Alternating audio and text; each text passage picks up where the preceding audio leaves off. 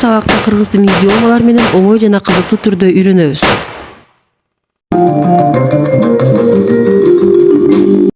Лексикабызда төөнүн куйругу жерге тийгенде деген фразеологизм сөз бар. Ал жакында болбойт же деги эле ишке ашпайт дегенди туюндурат. Эмесе ушул фразеологизмдерди орус тилине жана англис тилиндеги идиомаларына байланыштырып которобуз. Орус тилинде когда рак на горе свистнет, демек ал эч качан дегенди билдирет.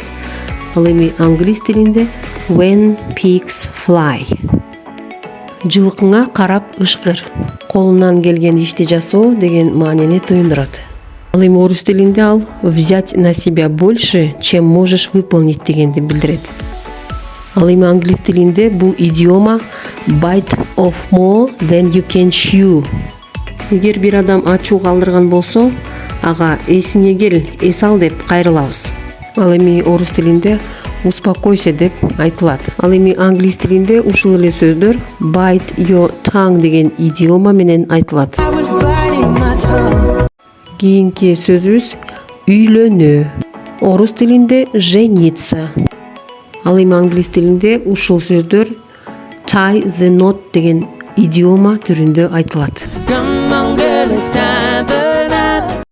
Детка, давай поженимся. Кийинкиси биринчи эле жолу көрүп сынга алуу туура эмес. Не всё так, как кажется на первый взгляд.